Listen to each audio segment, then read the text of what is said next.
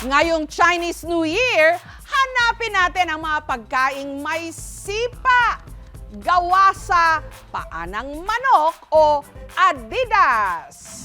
Sumipa ang imahinasyon ng vlogger na ito nang ang paa ng manok o yung tinatawag nating Adidas, ginawa niyang malabutones o tali ng jacket. Meme lang daw ito.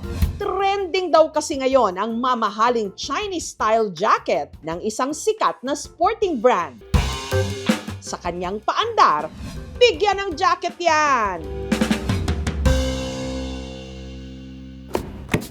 Pero ito raw talaga ang Adidas na afford ng mga Pilipino.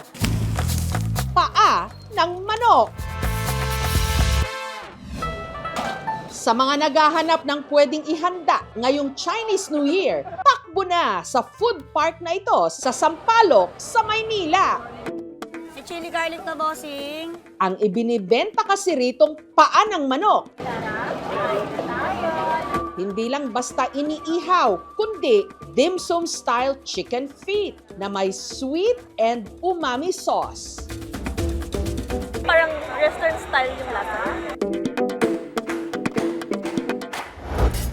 Ang nagluluto nito, si June, na dating cook sa isang Chinese restaurant. May mga amo kong Chinese, na-adapt ko lang sa kanila. Kaya ginawa kong negosyo.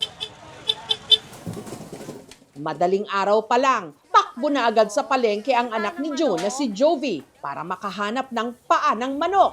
Nay, magkano po pa Aba, etong si Jovi, pagdating sa pagpili, napakametikuloso. May kalyo pa to na yung may butas.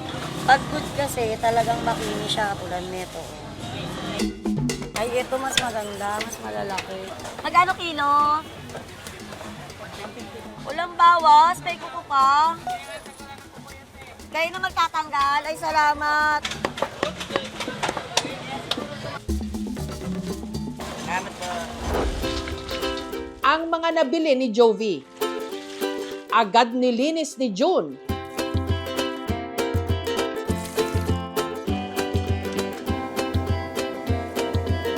Lance lang natin para matanggal yung mga impurities niya. Luya at saka green onion leeks. Siguro mga 30 minutes.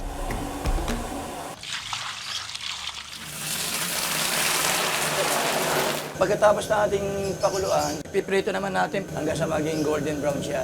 Mga 30 to 45 minutes yan.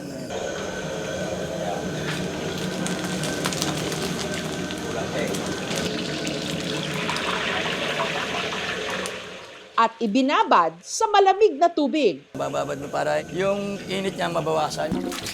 Tapos gagawa tayo ng sauce niya. Matrabaho talaga eh. Nagisa muna siya ng luya, dahon ng sibuyas at bawang. Tinimplahan ng star anise, toyo, oyster sauce, at asukal. Ihalagay natin uli yung chicken feet. 30 to 45 minutes uli bago hanguin.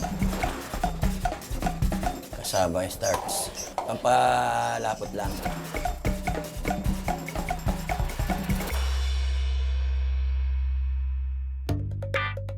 Bago itinda sa kanilang pwesto, inilagay muna ng misis ni June na si Josie ang mga iniluto nilang paa ng manok sa container. Kada tab na may isang dosenang paa ng manok, 320 pesos. 85 pesos naman kada 3 piraso. Ito po para sa mga tingin-tingin, yung a la carte namin. Meron din kaming rice, kapatner nito. Kasi pag iba naman gusto nila nakatab. May chili garlic to.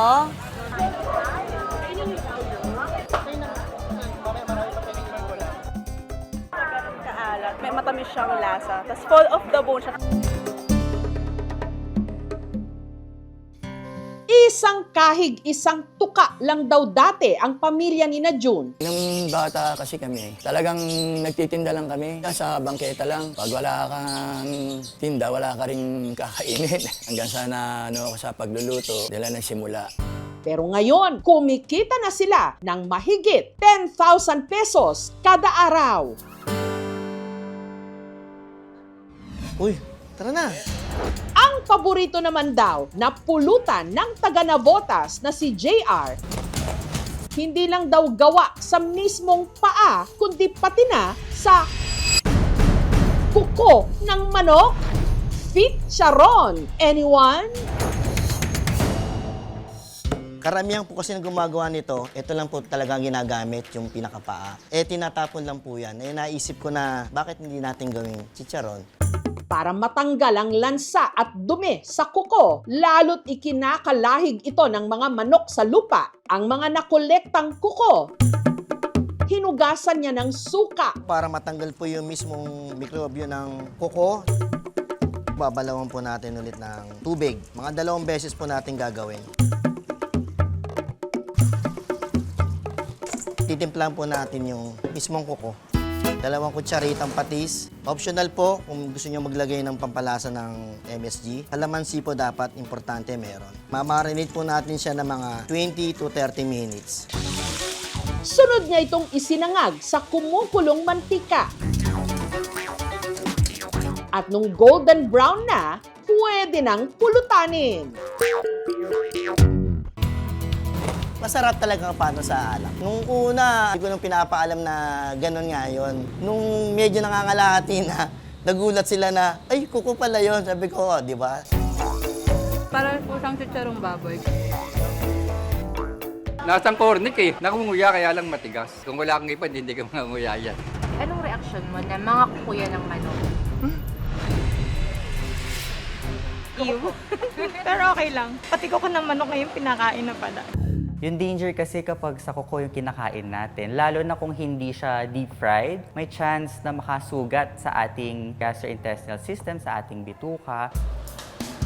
Maituturing naman ng institusyon ang kainang ito sa Pasay na bumubusog sa kanilang mga suki sa loob lang naman ng mahigit 4 na dekada ang kanilang mga customer. Madalas daw mapasipa sa sarap ng kanilang best seller, inihaw na Adidas. Recipe ito ni Alegria. Nung nagsimula kami, ulam lang ang mga tinda namin. Ako nagluluto. Naisipan na mister ko, pagtinda tayo ng barbecue kasi marami na nagtitinda ng ulam. Pag malinis na, tinatanggal na nila yung kalyo. Tinatanggalan ho ng kuko. Pagkatapos nalaman sa asin, hugasan na po. At saka niya i-marinate sa kanilang adobo-style sauce. Malambot na po ngayon yung paa. Hahanguin na po natin para tuhugin na. Kada stick po, 2 pirasong paa ng manok. Tapos ang presyo po nito is 21 pesos. Papakin ulam all around. Napakalambot, yummy. Sarap, pwede mo kainin. Dahil sa pagtitinda nito, malayo-layo na rin daw ang inasenso ng kanilang buhay. Higit sa lahat, napagtapos nila ang 3 nilang mga anak. Sipag at tiyaga. Yan ang sikreto. Tsaka masarap, malinis. Wala silang malalasahan lansa sa mga paninda natin. Magandang source yung pagkain ng manok ng collagen, which is a good protein that helps with skin elasticity. In terms of nutritionally, delikado, especially for those with kidney disease kasi mataas sa phosphorus ang paa ng manok. Tapos, since balat yung majority ng kinakain natin, mataas din yung cholesterol. Dati, patapon lang ang paa ng manok o Adidas. Pero ngayon, marami tayong mga kababayan ang nahango nito sa pagiging isang kahig, isang tuka.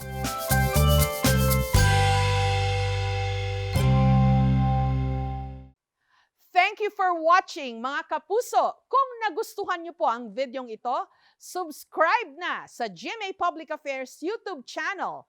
And don't forget to hit the bell button for our latest updates.